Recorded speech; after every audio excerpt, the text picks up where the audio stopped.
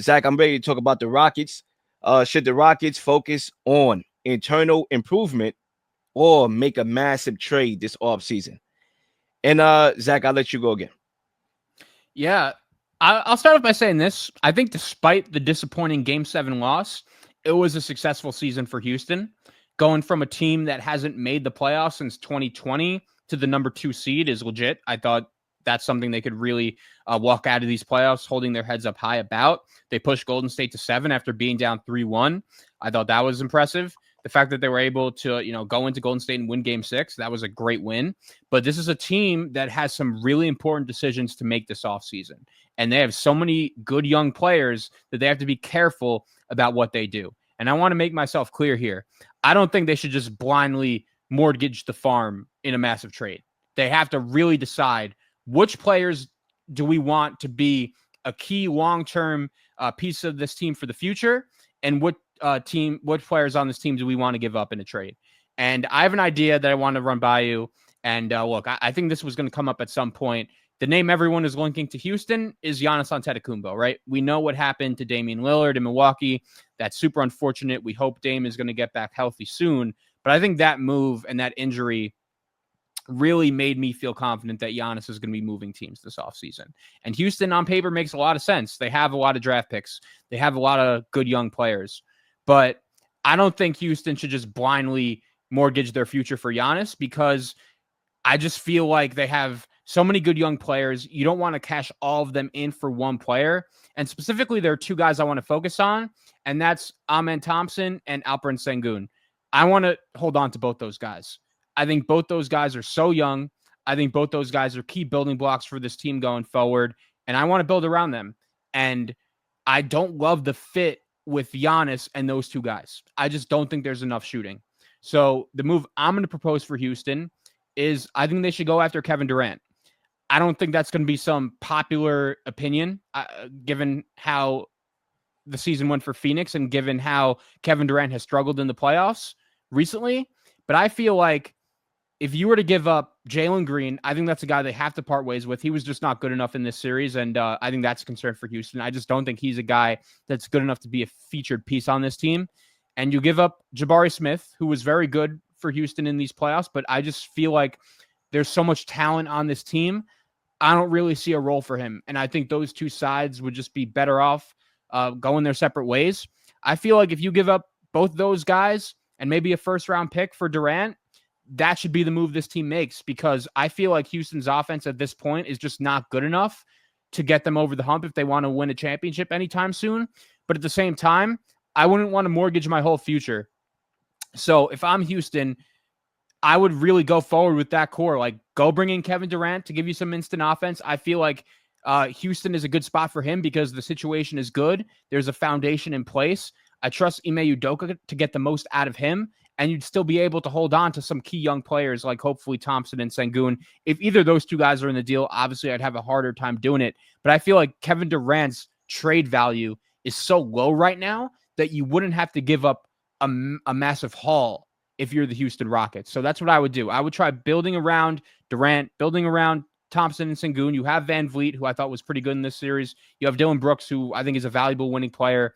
And I would go along with that core. Jalen Green and Jabari Smith would be the two young players I would move on from if I'm Houston. So I would make a trade, but not some massive trade where you give up your entire future. Yeah, I think a Kevin Durant trade, maybe not by way of assets, but it is a massive trade. I think that's how I looked at the question. Should they make a massive trade for Kevin Durant? Kevin Durant still is, has name value in the NBA. So I think that's a massive trade, even if they don't have to give as much as it took Phoenix to get Kevin Durant at that time when he was playing at his best. Look, the Houston Rockets offense has not caught up to their defense yet, right? But I do want to give credit to Ime Udoka. Hell of a coach. He was able to maximize those group of guys to this day, and I still think they got more potential on the way. To this day, I would never understand why Brooklyn did not hire him as a head coach. I think they will continue to regret not making that hire.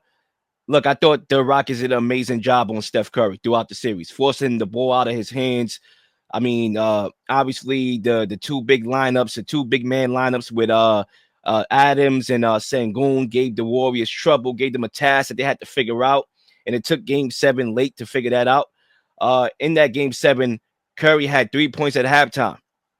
So his main superpower, you zapped it, you took it away.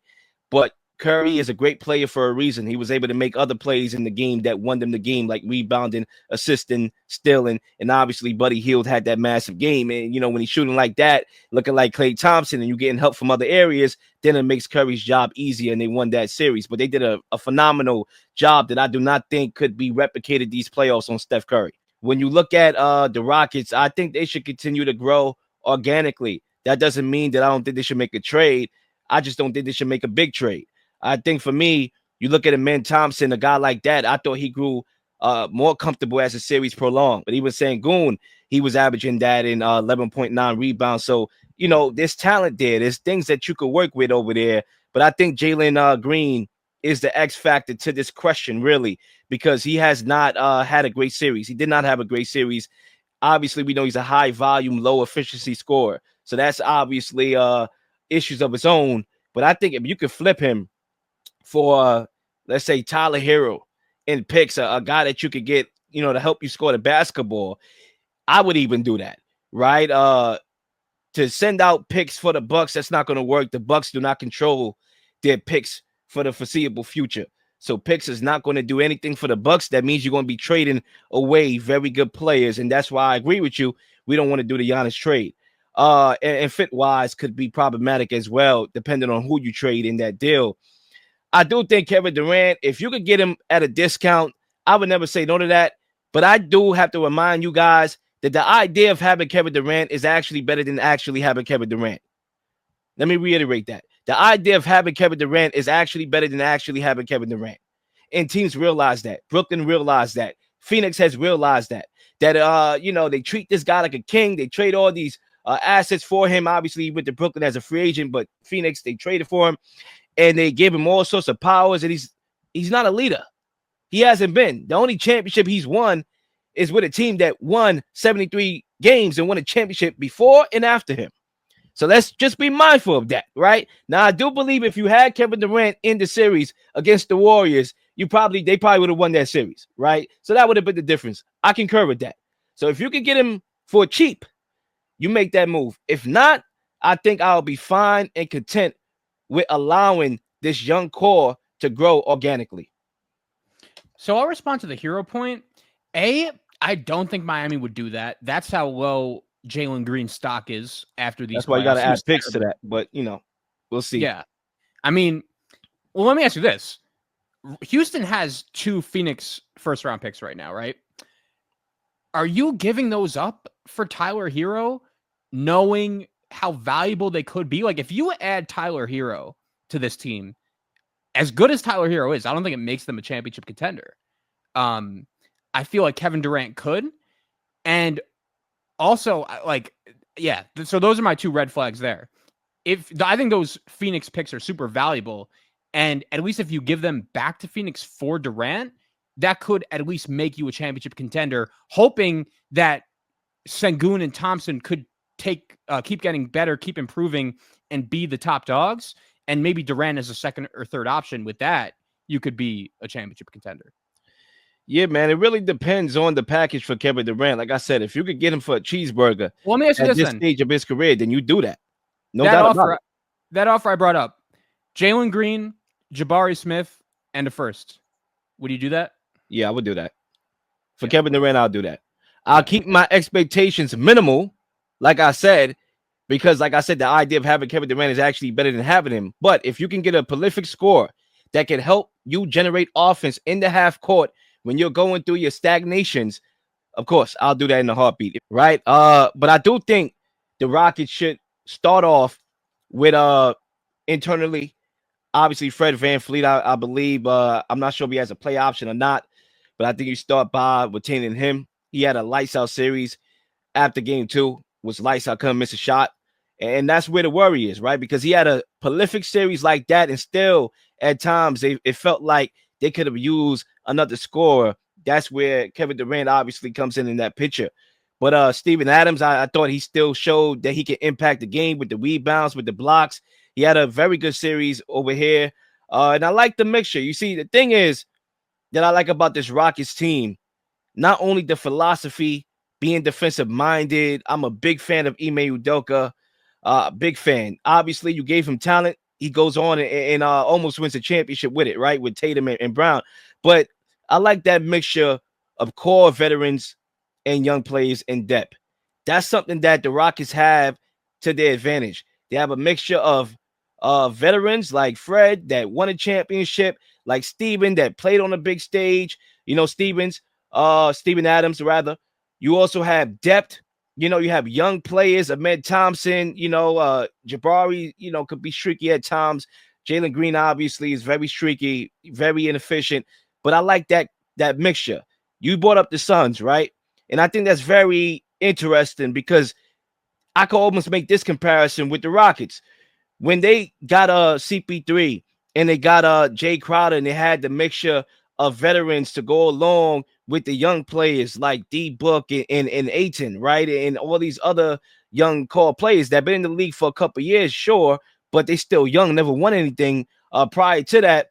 You saw what that did. And when they went for the gusto, ironically, Kevin Durant, they moved farther from championship contention. So that's why I said, when you think about these big trades, sometimes it actually could move you farther away from contention, pending what you give up. And if you're gutting your roster, if you're not gutting your roster, you make that move. If you are, that could actually propel them back. So it really depends on the actual compensation, if I could co-sign that or not. Yeah, and I think the equivalent to that, I understood why the Suns traded for Kevin Durant. The thing I didn't like about that deal was that they gave up like 5 firsts and Cam Johnson and Mikal Bridges. They didn't have to give up either. Or they didn't have to give up both those guys. Like, they should have only had to give up one, and ultimately that ended up costing them. And I feel like if you're Houston, the equivalent to that would be giving up like Thompson and Sengun, which you obviously don't want to do. But I just think they had a great season, and they're not far off. Like, they really, by pushing that series to 7, I think they showed us something. It's funny too, because the Kings are literally a direct comparison. They pushed Golden State to 7 2 years ago and literally have fallen apart since. I feel like I just trust the Rockets organization. I trust the coaching with the Udoka more to avoid that from happening. And when you talk about Kevin Durant, I mean, how many years does he plan on continuing to play basketball? Obviously, when you make a move like that, it kind of accelerates the urgency to want to win a championship, obviously. And that's where you get in a position where you either take it or leave it. Like, yeah, I want the expectations to be we have to win it next year or the year after the latest. But, it could be a curse as well, because you do have a young core that can develop as well, that can get better. We see Tatum and Brown in the Eastern Conference get better, as they've gotten older. Sure, they was already multi-talented, but Brown wasn't as good as Brown is now. Brown was one of those, projects, you could argue, right? Didn't have a consistent shot, right? Didn't know how to dribble with the left hand. And over time, he grew into that. So, these guys can grow. So it really comes down to what the front office thinks is the best way to go.